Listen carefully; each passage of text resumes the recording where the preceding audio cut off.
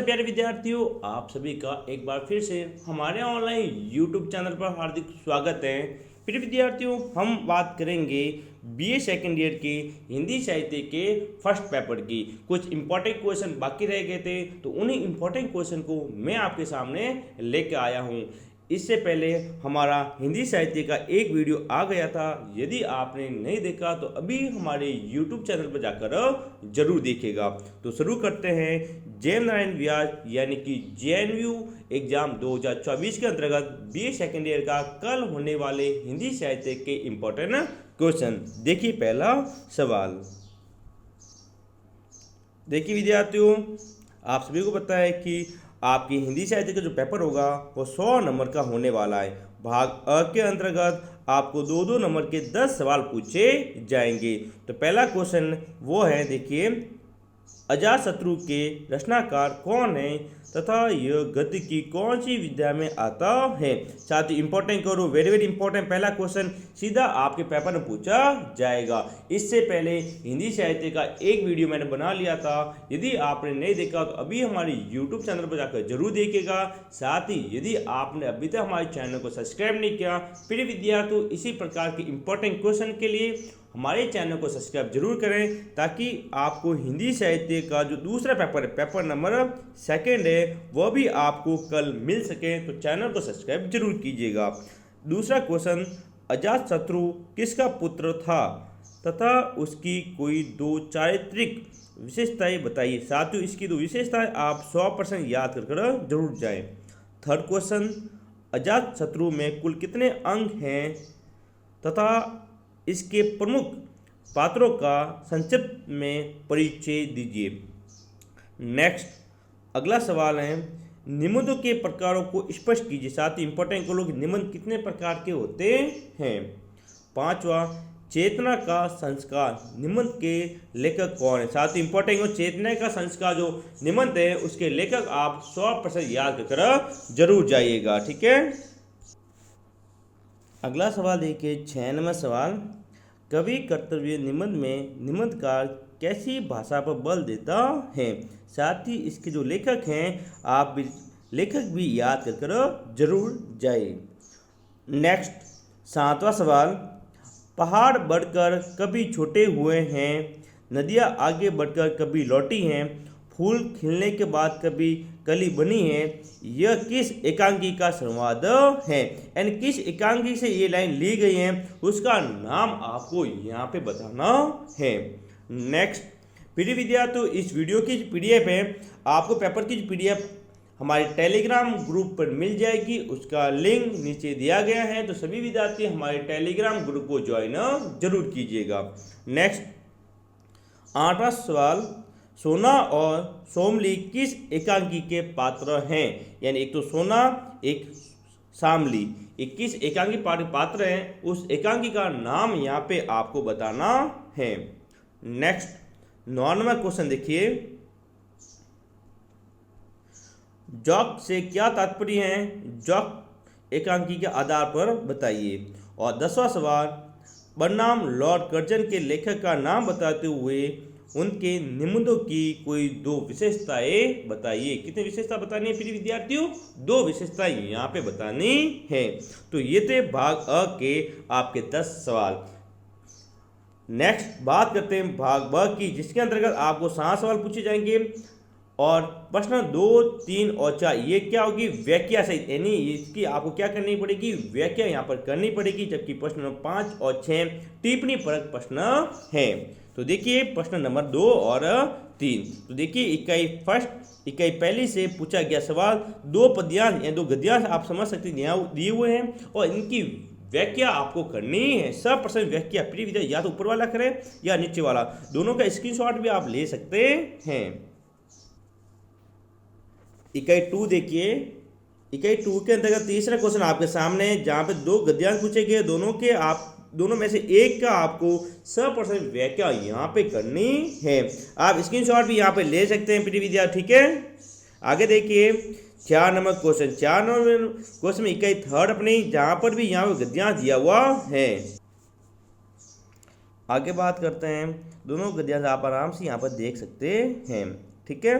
फिर इकाई चार में 5वां क्वेश्चन देखिए, हिंदी साहित्य के आधुनिक काल की निर्माता के रूप में भारतेंदु हरिश्चंद्र का मूल्यांकन कीजिए। साथ ही अथवा में दिया गया है, सरदार पूरन सिंह के निबंधों की विशेषताएं बताइए।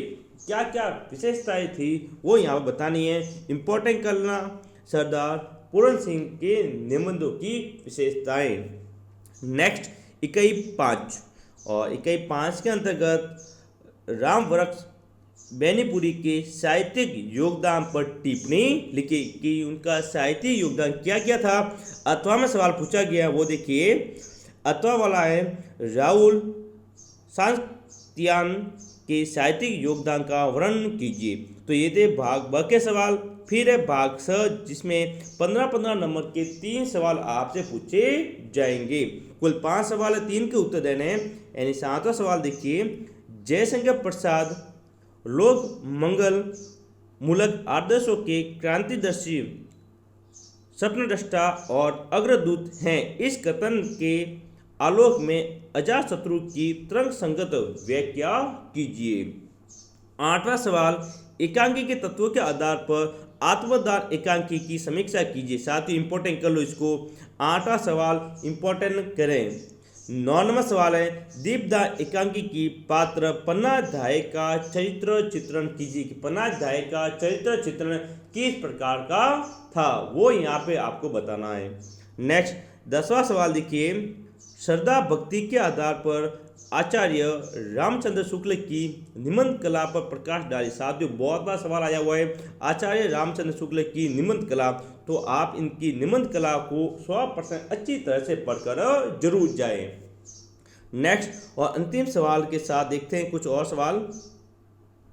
11वां सवाल, अशोक के फूल निबंध में निहित भारतीय संस्कृति के स्वरूप को स्पष्ट कीजिए कि भारतीय संस्कृति का स्वरूप किस प्रकार से है वो बताना है।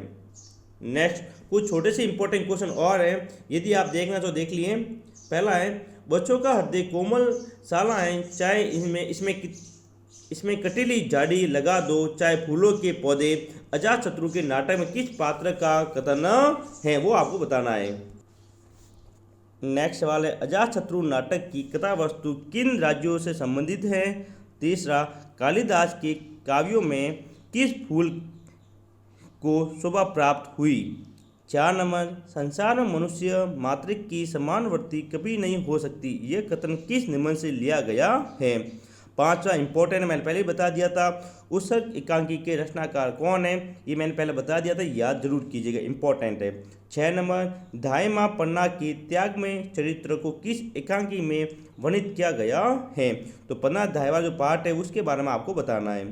नेक्स्ट अगला सवाल 7वां, पानी से क्या इंसान की प्यास बुझती है, उसकी प्यास बुझ सके शायद ऐसी कोई चीज़ वह कभी अभी तक खोज नहीं पाया। यह एकांकी का संवाद किस एकांकी का संवाद है वो बताना है। नेक्स्ट, सरस्वती पत्रिका के संपादक कौन, साथ ही इंपॉर्टेंट कर लो इसको। 8वां सवाल, सरस्वती पत्रिका के संपादक। 9 नंबर, मजदूरी और प्रेम निबंध के लेखक कौन है। और 10वां है, सिद्ध साहित्य के विद्वान थे, कौन थे वो आपको यहाँ पर बताना है। नेक्स्ट अगले कुछ छोटे सवाल 2 देखिए, इकाई 5, 4 और 5 से। पहला है 5वें में, हिंदी नई चाल में ढली कथन के आधार पर हिंदी साहित्य के आधुनिक काल में भारतेंदु के अवदान को रेखांकित कीजिए। अथवा हिंदी गद्य के निर्माण में महावीर प्रसाद द्विवेदी का क्या योगदान है, प्रकाश डालिए। अथवा इकाई 5, जहाँ पे ये दोनों सवाल पहले भी आ चुके, ये वाला राहुल सांगत्यान के साहित्य योगदान पर टिप्पणी लिखी। साथ ही इंपॉर्टेंट है और बहुत बार ये सवाल पूछा गया है, इसलिए ये सवाल जरूर पढ़कर जाएं। अथवा शरद जोशी के साहित्य योगदान का वर्णन कीजिए।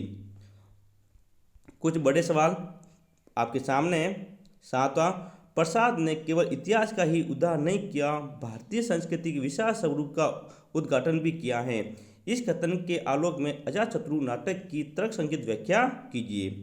8वां, एकांकी के तत्वों के आधार पर दीपदा एकांकी की समीक्षा कीजिए। इंपॉर्टेंट कर लेना 8वें को। 9 नंबर, भोर का तारा एकांकी के पात्र शेखर का चरित्र चित्रण कीजिए कि उसका चरित्र चित्र किस प्रकार से था वो आपको बताना है। फिर विद्यार्थियों, वीडियो अच्छा लगे वीडियो को लाइक करें और चैनल को सब्सक्राइब जरूर कीजिएगा, ताकि आपको हिंदी साहित्य का पेपर 2B और उसके जो इम्पोर्टेंट क्वेश्चन है वो आपको मिल सके। 10वां, मेरे राम का मुकुट भीग रहा है, निबंध में वर्णित राम के उदास चरित्र को अपने शब्दों में चित्रित कीजिए या फिर वर्णित कीजिए।